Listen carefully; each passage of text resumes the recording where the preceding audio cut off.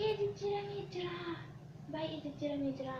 Maqaan isa babasaa kana jedhee sitti hin danda'u yaadani naaf kennu yeroo hundumaa yaada faalla. Kan si gadamu keessa nagaa waaqayyoollee seeraan nan gaafatu.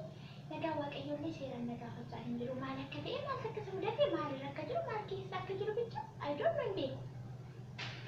Ta'ee akkuma jedhamu isuma namarratti raawwatu yookiin immoo namarratti ani jibbutu narratti raawwachaa jira ta'e maal akka ta'e hin beeku. Naa kanis barbaadee fidee nama oollaan irra turte ishee atammoo yeroo sanaa biiziin ture beekta kushiinaa keessatti madaamiin qursiinaaf hojjedhu naan jettee isheen qursii hojjechuutti yeroo sanatti oollaan irra na jalaatii baatee maaliif akkasi barbaade beekta amma ni lakkoofsa isaa siif hin kenna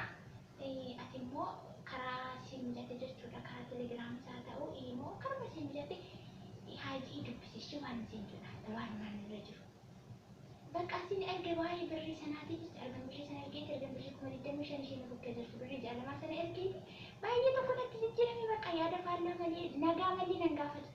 namni namni nagaa qabu nagaa qaba akkama walumaan kee maal jedhee nama gaafatamti maal jedhe kan si garramu keessaa yeroo darbee na dhukkubee ture beektaa xiqqoo na dhukkubee ture isumallee maalirra geessee mana yaalaa deemtee fayyitee jedhee nama gaafatu na baay'ee tokko bakka akkana siin jechuu hin danda'u hamma siin jedhu malitti baay'ee qoramaa jira jireenyi kun dadhabee abdii kutachaa jira. Kan si gadamu keessaa birrii waggaa 3 beektamaa isaan sitti birrii waggaa 3 waa'ee mana sanaa irratti kan itti qabu waan tokko bakka sa'aatii tokko harka koorraa hin qabu abdii sanaan jira ture amma garuu inni baay'ee tokko natti jijjiirame maalitti akka jiru maal keessa akka jiru maaltu duuba isaa akka jiru hin beeku wanta gaafadhe seeraan naan deemsu naan bilbila yoo naaf hin bilbilu yeroo garaa isaatii dhufe yeroo isaatii tole bakka yeroo isaan mijate bicha kan inni ollaan irra gale isa yeroo nan ollaan irra galu inni ollaan irra jira yeroo nan ollaan irra bu'u yeroo nan ollaan irra jiru inni ollaan irra jiru akkasitti bakka sa'aatii nan ollaan irra galee isa faanaasuu barbaadillee sa'aatii sana kabajee nan dubbisu baay'ee tokko bakka baay'ee tokko natti jijjiiramee jira inni kun immoo anaaf gaarii ta'e hin jiru baay'ee tokko mana namaa biyya olmaa keessatti jeeqamaa jira mee yoo si mijatee ati jechuudha. Waa baay'ee walitti himna dubbiinsa filatti haafu garuu anaaf si jidduutti haafu lakkoofsa kan sii kenna giiftii kun karaa ilmoo isaa ta'u karaa telegiraamii isaa ta'u irra galeeti dubbisi waan namni siin jedhu waan namni siin jedhu maal jettu kun ati na dhamaltu moo ati na dhamaltu baay'ee tokko jijjiiramee jira bakka iddoo duraan jiru siin jedhu na jalaa yoo qabu yoo namni waa tokko dubba'ee kun akkasii jedhee bakka yaaduma qabadhee yeroon dhufuu kanarratti yaada wajjin jira kan akka bulmaa jireenya keenya godhullee maal goonaa yoon jedhe bakka yaaduma faallaanatti deebisaa nan dhaga'u har'ammoo kana qabattee tuseetta har'ammoo ciqiqqee kana naan ja'a kanaafati maal goota beekta lakkoofsa isaa siif hin kenna lakkoofsa isaa fudhuutti ilmoo isaa ta'u kan si mijate dubbisi sa'aatiif kan loola atumti mataan keeyyuu arguu dandeessa. Kani bakka kana booda waan hin jedhu siin qabu seenaadhaan kanaan dura dabarsees beektaa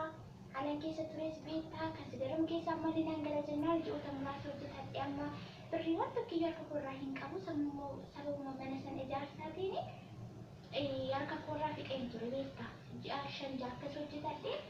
ishee sana immoo harka koorratti qabadhee naan gala bakka kana booda nagaa biyya oolmaa jechaan jira baay'ee dhukkubsachaa waan jiruuf qorumsi natti baay'ate innis keessumaa qorumsi karaa sanatti dhufu kan si gadamu abdiin natti turaan jiru ishee baay'ee tokko dadhaba baay'ee tokko mogoleen kuna bu'aa jira siin jedha mee lakkoofsa isaa siifan kennaafi ati immoo laalime. Ashama harka fuunee jira jirtu nageenyi koo kan gaariidhaaf kabajaa bakka hojjetanitti isinii kaatu hordoftoota YouTube chaanaalii keenya akkam jirtu nagaa keessanii nageenyi koo amma sirra deebi'ee isiniif haa ta'u jecha nagaa kootti aansuudhaan immoo warri chaanaalii kana maatii yookaan sabiskiraabii gootanii gara chaanaalii keenyaa dhuftan baga nagaa dhuftanii galatoomaa nooraa manni keenya bal'aadha isiniin jedha akkasuma gara fuulduraattis warri maatii yookiin miseensa keenya ta'uu barbaadan sabiskiraabii godhaa yoo jaallatan laayik yoo isinitti tole immoo hiriyoota keessan biroo biraa sheer gochuun biraan gahaa jecha viidiyoo yookiin wanti narra isiniif qabadheetii dhufe yaa akkuma beekamu yeroo ammaa kana haalli jiru karaa babal'ina teekinooloojiitiin qabatee karaa sooshaal miidiyaa garaagaraatiin qabatee karaa baay'ee wal miidhaa wal cabsaa wal saamaa wal dadhabsiisaa jireenya diigamaa waan baay'eetu jira kan jireenya isaa ijaarrachaa haala barichaatti baratee seeraan gaggeessaa wal gaggeessaa jirus jiraachuu danda'a. Isa kana keessatti garuu kan baay'atu dhibba keessaa parsantii 75 miidhamuu keenya keessattuu ijoollee biyya arabaa jirtanidhaa fi biyya keessattis ta'ee gaa'ela dhaabbatanii kan dhuftanii as keessan immoo yaa jaalalaa yookiin nama jaallatanii dhiira qabatanii kan jirtan jiraachuu maltanii inni kun tokko biyyatti heerumtanii kan dhuftanii biyya keessatti gaa'ela dhaabbatanii jechuudha. Tokko immoo ergaa dhuftanii hiriyyaa yookiin jaalallee qabaachuu jechuudha. Inni kun baay'inaan kan jiraatu karaa sooshaal miidiyaati. Kanaaf isa kanarratti baay'een keenya kan maallaqa keenyatti dhabni, kan gaa'elli keenyatti diigame, waa baay'eetu jira kan manni keenyatti nurraatii fudhatame, jibba meeqa kan bitanne karaa sooshaal miidiyaa baay'een keenya jira waan ta'eedhaaf isa kanarratti karaa mudannoo fi muuxannoo seenaa jireenya keenyaa baay'een keessan kan dabarfattanii mudannoo korraa muuxannoo korraa namni habaratu kan jirtanis jiraachuu dandeessu. Akkasumas immoo warri dhokfatanii keessanitti gaddaa bu'aa abdii kutachaa fi gara biyya keessanitti illee galuudhaaf inni kunis sakaallaa isinitti kan ta'e keessanitti madooftanii kan jirtan jiraachuu dandeessu. Kanaaf ani isa kana gara duubaatti deebi'uuf osoo hin taane salphistanii akkaataa akkamiin nama isiniif ta'u adda baastanii beekuu dandeessu yookaan immoo dhiira sobduu akkamitti beekuu dandeessu mala akkamiin argachuu dandeessu isa jedhu yaada kana qabadhee dhufeetiin jira. Isinis immoo isa kana akkasiin jaallattan abdiin qaba. Yoo jaallattan laayik gochuu hin dagatinaa. Isinis yaada qabdan muuxannoo koomentii irratti na beeksisa. Waan qabdan isiniin jechuu barbaaden turtiin keessa nagaa xumura viidiyoo kanaatti na waliin haa ta'u jecha. Egaa dhiira sobduu yeroo hin jedhu dhiira qofaa miti shamarran isheen sobdii akkuma dhiirra barbaaden jiru dubarri isa barbaaden jirti. Kan tokko faana isa jechuun kan biraatti jaallatu yeroo tokkotti dubartiin shan jaallachuu jirti jechuudha. Akkasumas dhiironnis hin jiru ishee kanas duubuma kan deemaa oolan jiraachuu danda'u. Isa kanarraati akkamitti of eeggannaa akkamitti nama nuuf ta'u nama jireenya keenyaaf ta'u adda baafanna isa jedhu yaada isaa gara fuula duraatti itti dhufna. Akkasumas wanti yaadu yookiin aayidiyaan koo isiniif gala jedhee yaada. Dhiira sobduu akkamitti baruu yookiin adda baasuu dandeenya isa jedhu irratti hamma tokko waliin dudubbachuun yaalla. Egaa dhiira sobduu akkamitti barrisa jedhuu fi fakkeenyaaf seensa viidiyoo kanarratti argachuu dandeessu. Shamarran tokko dhiira tokko jaallattee karaa sooshaal miidiyaa isaa ta'u biyyatti wal beektee gara biyya arabaatti kan dhuftes haa ta'u erga wal jaallattee haalli yookaan hariiroon isaan jidduu jiru wal dhabdeen isaanii kan baay'atu yoo ta'e yeroo baay'ee isheen xallistee kan bira darbitudha. Wanta ni fidu mudaan ni fidu hundumaa eessa jettee tarii jaalala isaatiin mo'amteetu ta'uu danda'a. Maaliif nuti shamarran lapheen keenya baay'ee cabaa yookiin lafaa waan ta'eedhaaf dafee waan kufuudhaa fi wanti hundumtiyyuu keessumaa jireenya jaalalaa keessatti wanti hundumtuu dhugaa nutti fakkaata jechuudha. Kanaaf isa kanaan mo'amtee miidhamtee kan jirtu jiraachuu waan maltuudhaaf hamma namatti dabarsinee haasofnurra maal akkan godhu hin beeku baay'ee natti jijjiiramee jira.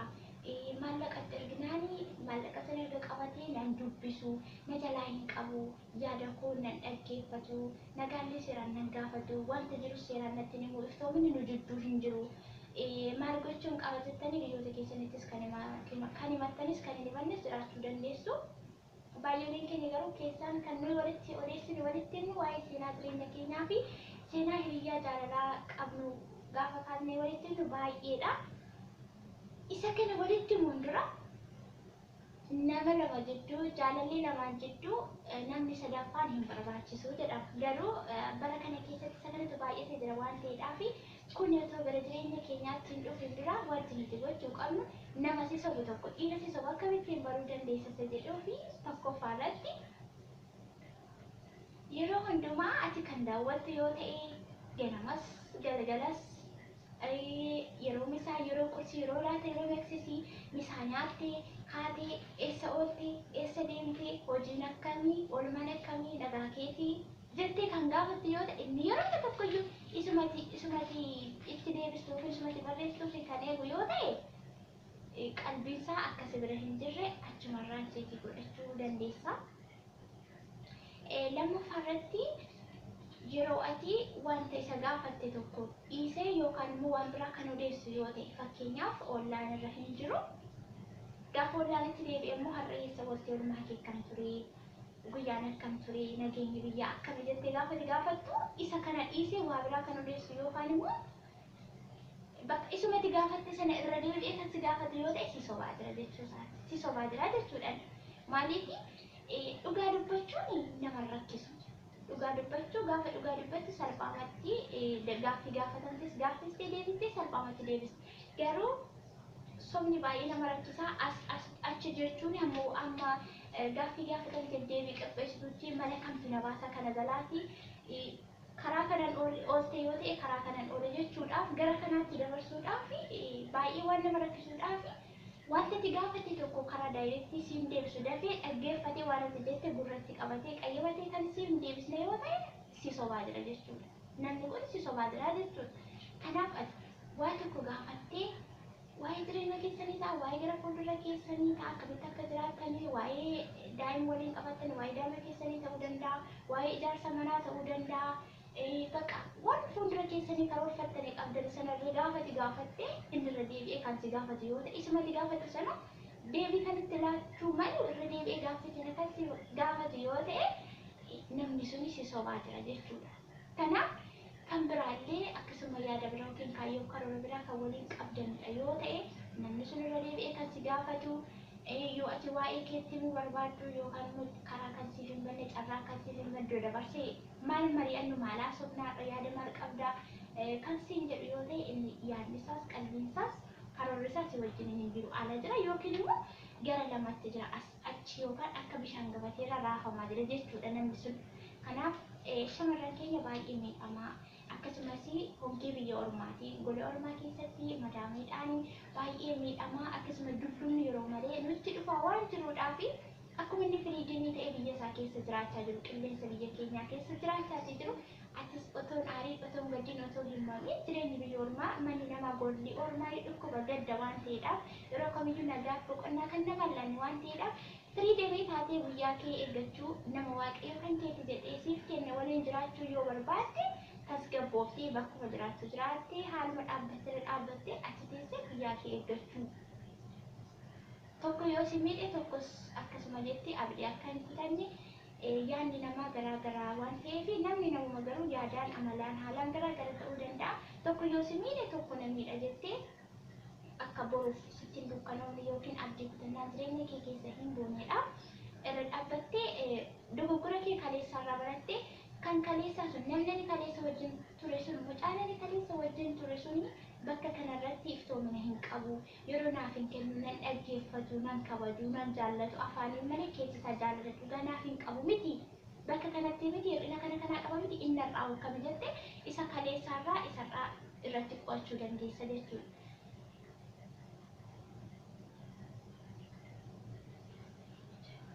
Har'aafi kana fakkaatu yaadan qabattee dhufee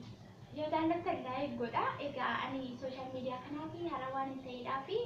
akkasiin barbaadanitti ni argamuu dhiisuu danda'a. Garuu inni kun bal'inaan baay'ee biyya weeraraa waan jiruudhaafi otoo achiin jedhiin bitaan mirgan jedhiin hiriyaa koomaatii obboleessi kooti yoo himadheeraa konkolinaaf hiikama furmaatanaaf argatanaaf hiikamuu danda'a jettee otoo dubbii hin balleessin inni kun namaaf namni walitti bu'uu ta'a waan ta'eef tokko yoo siif gaarii ta'e tokko immoo siif hamaa ta'uu danda'a. Inni kun immoo nama sana gidduutti gaafate miidhama kee dhaga'u namni sun namni gaafummaa yookiin ilaalcha gaarii siif qabu sun miidhama kee gaafa dhaga'u nama sana afaan walitti bu'uu danda'a waan ta'eedhaaf ofii kee fi seenaa kee kaleessaarraa iddoo kaleessa baatirraa dhaabbatte nama si faana jiru si faana hin jirre yaada akkana akkasiif qabu dhugaatti jaallatamoo siin jaallatu isa jedhu ofii keetii baruu mirkaneeffachuu dandeessa isa jedhu haga ammaatti waan wajjin turtaniif galatoomaa amma sirra deebii warri maatiin isaanii sabskiraayib gochuun maatii chaanaalii keenyaa taa'ee yoo jaallattan laayik godhaa. Viidiyoo biroo naaf ga'a walitti deebi'utti bakka jirtan jaalallee nagaan tokkummaan isiniif yaa baay'eetu jecha baay'ee.